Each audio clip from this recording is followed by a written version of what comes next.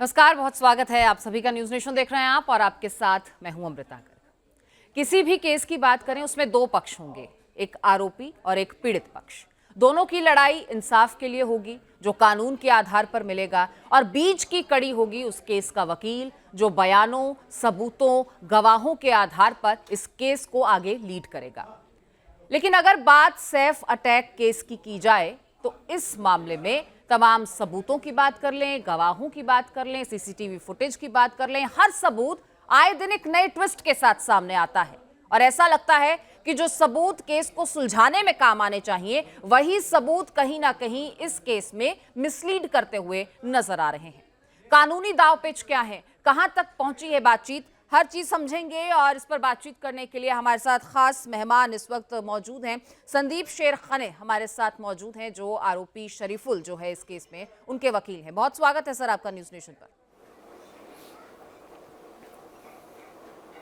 Sir, सबसे पहले आपसे मैं यही समझना चाहूंगी कि किस तरीके से जो कानूनी पेचीदगी है, जो सबूतों को लेकर ट्विस्ट एंड टर्न सामने आ रहे हैं, उन्होंने इस केस को दिन प्रतिदिन और कितना मुश्किल कर दिया है।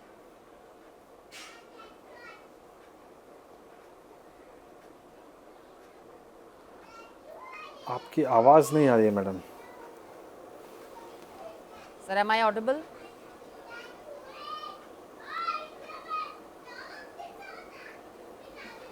Your voice is too low. इस ग्लिच को हम फिक्स करने की कोशिश करेंगे। सर, सबसे पहला सवाल यही है कि जो कानूनी दांवपेच और जो पेचीदगियां इस पूरे मामले में सामने आ रही हैं, वो इसको दिन प्रतिदिन और कितना मुश्किल कर रही हैं?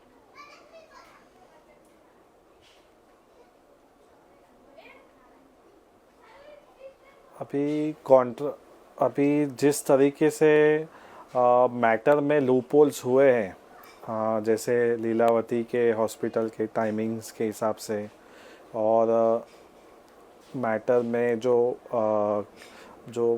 दिखाया गया है कि जो वेपन यूज़ किया गया है, उसमें भी हेक्सा ब्लेड को लेकर भी जो एफआईआर के स्टेटमेंट में दिया गया था कि वो हेक्सा ब्लेड है जी। कि हेक्सा ब्लेड के जैसा शार्प वेपन यूज़ करके मुझे वहाँ पे मारा गया था।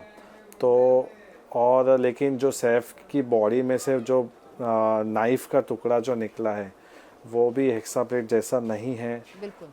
तो वो प्रॉपर एक नाइफ़ है। वो एक काफ़ी डिस्क्रिपेंसी है। और दूसरी एक चीज़ है कि आप देखोगे कि अभी तक पुलिस को जो शूज़ जो चाहिए था, जो शूज़ चोरी हुआ है, वो भी नहीं मिला है। और उनका इंटेंशन था कि एफआईआर में उन्होंने बोला था कि आरोपी ने आके 1 करोड़ की मांग की है, और 1 करोड़ की मांग जो करता है, और उसके सामने करीना जी का स्टेटमेंट दिया गया था कि वहाँ पे ज्वेलरीज पड़ी हुई है, ओपन ज्वेलरीज मतलब घर में सामने रखी गई थी, तो भी वो एक्यूज़ ने उसे टच नहीं किया और शूज़ लेके चला गया है। तो वो जो डिमांड का जो क्वेश्चन है वो भी वैलिड नहीं है। दूसरी बात, जो उन्होंने बोला गया था कि उनको एक रूम में लॉक कर दिया गया था। अभी मुझे वो भी एक क्वेश्चन है, डाउट लगता है कि जो लॉक, अगर एक बेडरूम में जो लॉक करने का सिस्टम होता है वो अंदर से होता है, अंदर से लॉक किया जा सकता है, और एक जो लॉक होता है नॉर्मल लॉक होता है कि कोई भी टर्न करे तो इजीली अंदर वाला बाहर जा सकता है, बाहर वाला अंदर आ सकता है। अभी जो लॉक, सर, ये तमाम तो सवाल जो मौका वारदात लॉक को के लेकर जैसा उठ लॉक रहे हर एक हैं, इन बेडरूम पर में तो बात लगाया करेंगे जाए, ही ऐसा तो करेंगे। नहीं लेकिन होता हेक्सा है। ब्लेड का आपने जिक्र किया, क्या ये भी हो सकता है कि नर्स से पहचानने में कोई भूल हो गई हो, जो फर्स्ट इंफॉर्मेशन सामने आई उसी के आधार पर आई? ये भी तो हो सकता है कि हेक्सा ब्लेड और चाकू वो अंतर करने में भूल हो गई हो।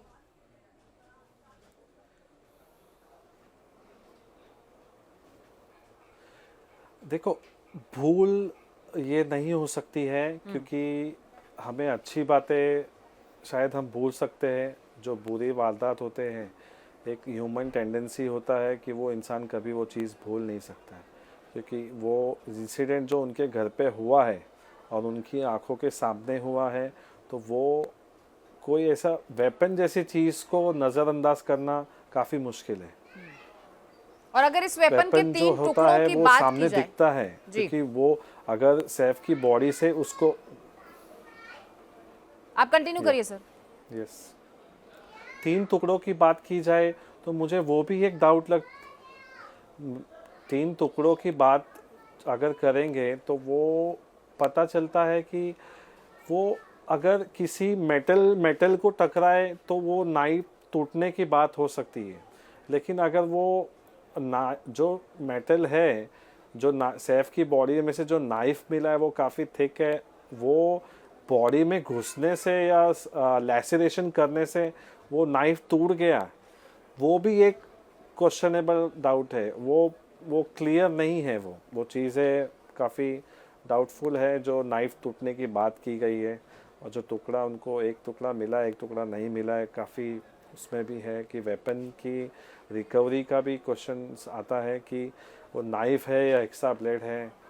और पहली बात तो नाइफ किसी की, अभी सैफ अली खान तो लोग स्टील बॉडी तो नहीं है कि उनकी बॉडी में नाइफ जाते ही वो टूट जाए, जी, तो ऐसा नहीं, वो भी एक ह्यूमन बीन है, तो नाइफ टूटना तो इम्पॉसिबल है। लेकिन अभी, और जिस तरीके से अब नाइफ देखोगे आप, तो नाइफ का पिक्चर आप देखोगे तो नाइफ में स्ट्रेटली कट किया गया ऐसा दिखा है।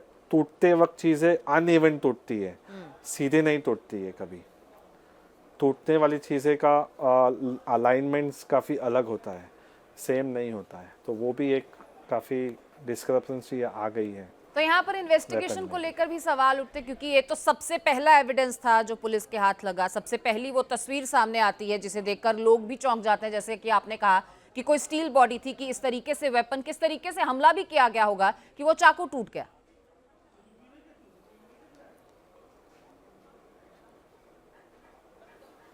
हमला किया गया है, अगर आपने सैफ के मेडिकल रिपोर्ट देखे होंगे तो उसमें लैसिरेशन है, ओनली लैसिरेशन है, मेरे पास वो रिपोर्ट है। Laceration on elbow, neck, laceration on lower, laceration on back, only laceration, there is no deep wound, there is no deep wound which be sustain in the body of the Saif. ऐसा कोई deep wound उनके body में नहीं है। अगर लैसिरेशन करते हैं तो लैसिरेशन के लिए नाइफ की ज़रूरत नहीं होती है, आप ये सोचिए, for the laceration knife is not required, and knife has been recovered from the Saif body, जी, and they are saying extra blade, and there are total 3 statement versions, are 3 version, different versions are there in the investigation, and उसमें जो knife उन्होंने recover की है first, और वो काफ़ी अलग है, पता नहीं वो उसमें। सर, अगर उसके तीनों टुकड़े बरामद कर लिए जाएं, उसकी फॉरेंसिक जांच हो जाए, तो क्या ये साबित हो सकता है कि इसी वेपन से हमला किया गया?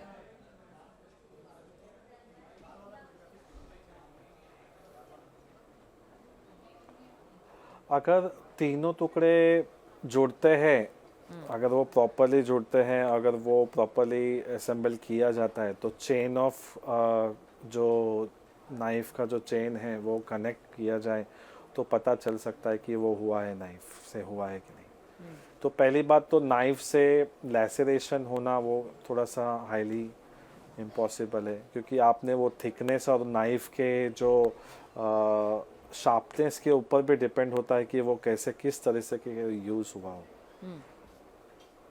इसके अलावा शरीफुल का जो फ़ोन जब्त किया गया है, आरोपी का फ़ोन जब्त किया गया है, उसके लोकेशन और तमाम डंप डेटा के हिसाब से क्या उसकी लोकेशन का पता लगाया जा सकता है कि उस वक्त वो आसपास था सैफ के घर के? तो ये भी एक बड़ी मदद होगी पुलिस के लिए इस पूरे केस में।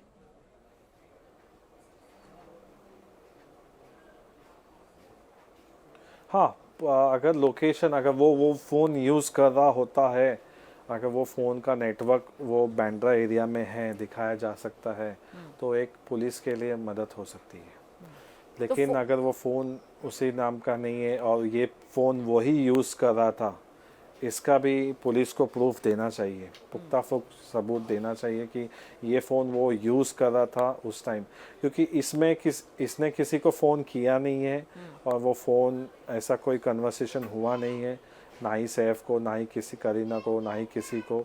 तो वैसे फ़ोन और सीडीआर के रिलेटेड इतना एविडेंस उनको सपोर्ट नहीं होगा। इस पूरे मामले में सर कहीं ना कहीं जो सबूत मिल रहे हैं वो भी गुमराह कर रहे हैं, और जो सबूत अभी नहीं मिले हैं उनको ढूंढने की होड़ भी लगातार मची हुई है। और इसी बीच एक सीसीटीवी का जिक्र पुलिस की तरफ से किया गया कि एक ऐसा सीसीटीवी सामने आया है जिसमें आरोपी जो है वो बार बार अपना हुलिया बदलता हुआ नजर आया, कपड़े बदलता हुआ नजर आया पुलिस को गुमराह करने के लिए। तो अगर वो पेश किया जाता है कोर्ट में तो क्या वो रिलायबल होगा, वो सीसीटीवी फुटेज?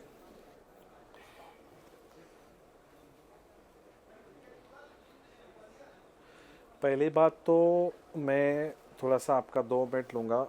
जी। सीसीटीवी फुटेज जो आज के बेसिक रिक्वायरमेंट है सारे रेसिडेंट्स और सारे जगह पे, मुझे ये सबसे बड़ा एक क्वेश्चन आता है कि इतनी हाई प्रोफाइल सोसाइटी है और उनके सोसाइटी मेंबर्स जो सोसाइटी रजिस्टर सोसाइटी होगी और उनके ऐसे सोसाइटी में कोई भी फ्लोर पे सीसीटीवी नहीं है। और सबसे बड़ा डाउट ये आता है कि सैफ और करीना के घर के 11th और 12th फ्लोर पे भी सीसीटीवी नहीं है, अंदर भी नहीं है, बाहर भी नहीं है, और उनके पैसेज का और उनके सोसाइटी कंपाउंड में कहीं पे भी ऐसा सीसीटीवी दिखना नहीं है।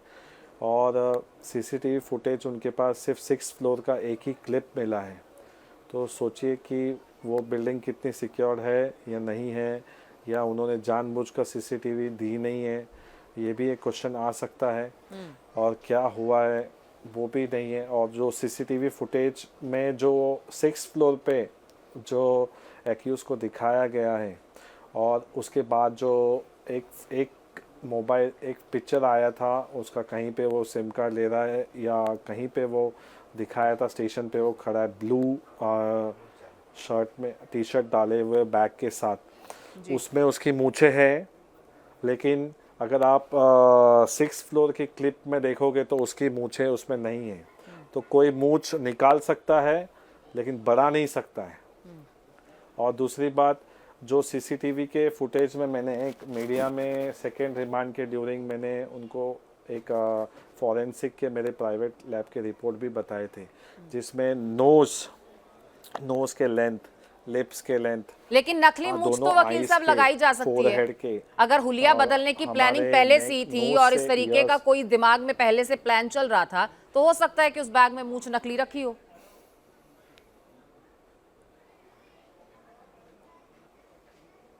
यस, लेकिन नकली मूंछ अगर क्राइम कोई भी, अगर आप एक सोचोगे एक क्रिमिनल के माइंड से, तो अगर उसको कुछ करना है तो वो नकली मूंछ लगा के जाएगा, ना कि निकलने के बाद नकली मूंछ लगाएगा। ये आप सोचिए, नकली मूंछ वो लगाएगा, दाढ़ी लगाएगा, नकली मूंछ लगाई जाएगी, या तो कोई ग्लेस कैप ऐसा कुछ पहन के अपनी आइडेंटिटी छुपाने के लिए जाएगा। लेकिन वो क्राइम सीन 6th फ्लोर के फुटेज में आप देखोगे तो उसमें मूंछ नहीं है। और जो बाहर उन्होंने जो फुटेज निकाला है उसमें वो मूंछ है। तो वो काफ़ी क्वेश्चनेबल है कि कोई मूंछ बढ़ा सकता है कि कम कर सकता है। और कपड़े बदलने वाला अगर कोई उसकी सीसीटीवी जो पुलिस स्किन के पास टोन है तो क्या वो अगर पुलिस आप के लिए एक देखोगे वो रिलायबल accused सबूत और हो जो सकता है कोर्ट में पेश करने के लिए?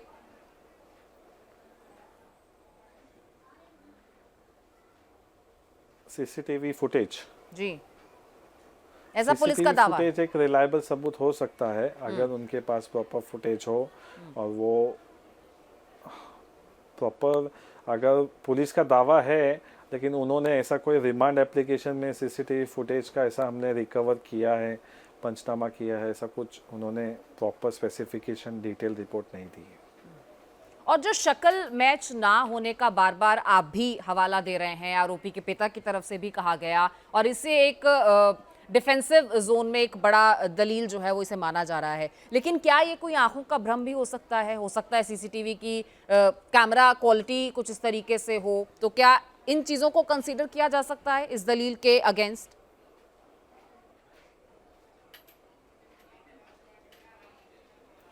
कैमरा क्वालिटी अगर आप देखोगे, कैमरा क्वालिटी प्रॉपर थी, उसमें वो दिख रहा है।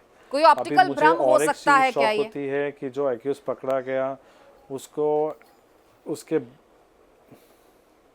नहीं ऐसा कुछ नहीं, भ्रम नहीं हो सकता है, क्योंकि आजकल सीसीटीवी फुटेज, वीडियो क्लिप्स, ये सारे चीज़ें हैं जो आज बीएनएस में भी अगर देखेंगे, आपके जो बीएनएसएस में है जो अमेंडमेंट हुआ है, तो उनमें बहुत सारे सेक्शंस में बताया गया है कि आपको वीडियो रिकॉर्डिंग ये सारे एडमिसिबल प्राइमरी एविडेंस हो गए हैं, तो वो admissible in eyes of law होने लगे हैं। तो वो जो सीसीटीवी फुटेज जो अगर पुलिस ने रिकवर किया है, तो उसकी जो क्वालिटी और उनकी जो एक्यूरेसी और उनका जो तो वैलिडिटी जो होती है, वो काफ़ी वो लोग चेक करते हैं, और चेक करने के बाद ही वो मान्यता दी जाती है उनको। एक चाकू जहां से खरीदा गया सर, उस दुकान का पंचनामा करने की बात भी पुलिस कहती वो है, भ्रम तो नहीं क्या हो सकता ये है। एक सबूत हो सकता है आरोपी के अगेंस्ट कोर्ट में?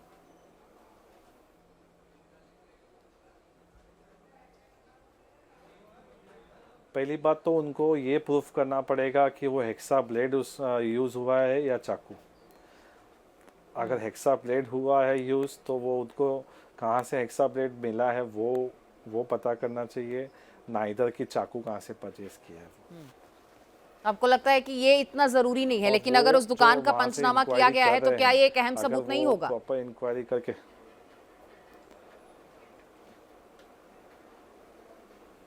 होगा, अगर पंचनामा किया है, अगर वो पंच प्रॉपरली कोर्ट में आके अपना विटनेस देगा, और इसने ही वो परचेज़ किया है, अगर उनकी आइडेंटिफिकेशन होती है, और अगर ये बोलता है कि ये बंदे ने परचेज़ किया है, क्या किया है, कैसे किया है, कब किया है, अगर वो प्रॉपरली डिटेल्स देता है विथ एविडेंस और कॉन्क्रीट प्राइमा फेसी एविडेंस के तौर पे, फिर वो एडमिसेबल होगा। और अगर खरीदो फरोख्त की बात की जाए तो एक सिम कार्ड भी खरीदा गया था बंगाल में, उस महिला से भी पुलिस ने पूछताछ की है। खुद मुंबई पुलिस कलकत्ता पहुंचती है और बंगाल में पहुंचकर उससे पूछताछ होती है, तो ये कितना रिलायबल होगा पुलिस के लिए?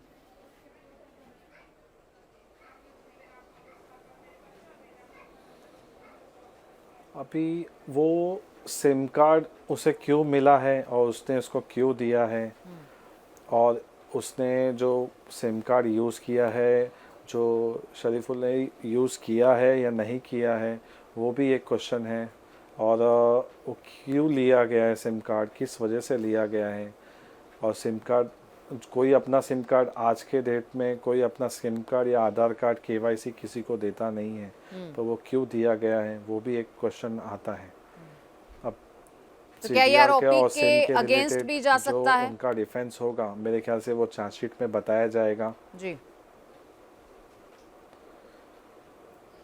आरोपी के अगेंस्ट नहीं जा सकता है, पर अगर वो आइडेंटिफाई करते हैं कि हाँ इन्होंने दिया है और इन्होंने ही लिया है, तो फिर वो अगेंस्ट जा सकता है। और फिंगरप्रिंट्स वाली थ्योरी ने भी इस केस का आधार ही बदल कर रख दिया। एक तरफ कहा गया कि फिंगरप्रिंट्स मैच नहीं हुए, फिर पुलिस का बयान आता है कि अभी रिपोर्ट आनी बाकी है। ये तमाम चीजें फिर से इस केस में एक बड़ा कंफ्यूजन पैदा करती हुई नजर आई। तो अगर फिंगरप्रिंट्स वाली थ्योरी में कुछ आने वाले समय में बदलाव होते हैं, फिंगरप्रिंट्स मैच होते हैं, तो क्या आरोपी को सजा दिलाने में फिर कोई दिक्कत नहीं होगी?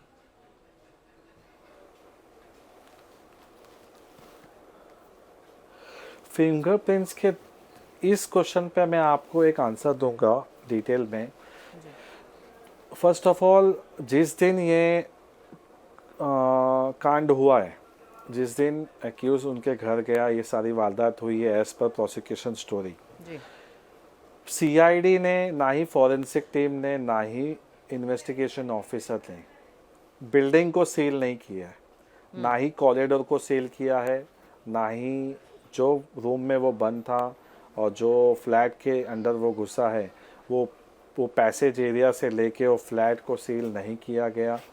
दूसरी बात, उस वक्त फॉरेंसिक सीआईडी और ना ही पुलिस की टीम ने इमीडिएटली वो क्राइम सीन से फिंगरप्रिंट्स लिए गए हैं।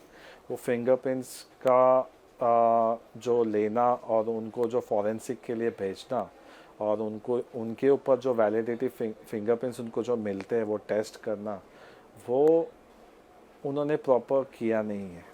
जी। और वो कहीं रिमांड एप्लीकेशन में दिखा नहीं है कि ऐसा कोई फिंगरप्रिंट्स का बताया गया है।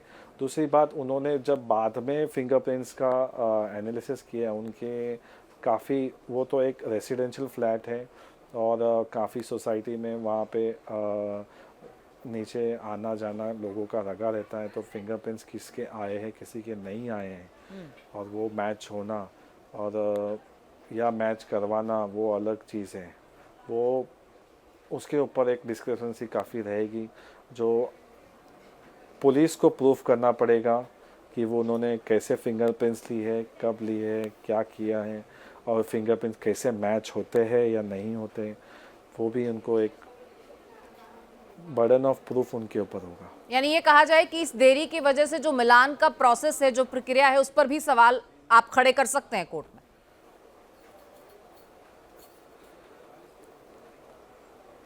यस, डेफिनेटली कोर्ट में हर एक जो टाइमिंग से लेके डिले से लेके और जो फिंगरप्रिंट्स कलेक्शंस के चेन ऑफ प्रोसीजर्स के हिसाब से जो डिले किया गया है और जो डिले हुआ है, उनके सारी चीज़ें के सवाल कोर्ट में खड़े किए जाएंगे। बहुत शुक्रिया सर हमसे बातचीत करने के लिए और तमाम सवालों के जवाब देने के लिए। तो ये थे हमारे साथ आरोपी शरीफुल के वकील एडवोकेट मिस्टर संदीप शेरखाने, जिनसे हमने बातचीत की कि किस तरीके से कौन कौन से सबूत जो हैं वो पुलिस कोर्ट में रख सकती है, कौन कौन से सबूत रिलायबल हैं और आगे शरीफुल के आरोपी से इस पूरे केस में किस तरीके से उसके आरोपी साबित होने के जो चांसेस हैं उसके इर्द गिर्द क्या कुछ माहौल बन सकता है। इन तमाम सवालों के जवाब तलाशने की हमने कोशिश की। आप बने रहिए न्यूज़ नेशन के साथ, आगे भी कवरेज लगातार जारी रहे। नमस्कार। न्यूज़ नेशन अब व्हाट्सएप पर खबरों के ताजा अपडेट के लिए न्यूज़ नेशन के इस QR कोड को स्कैन करें।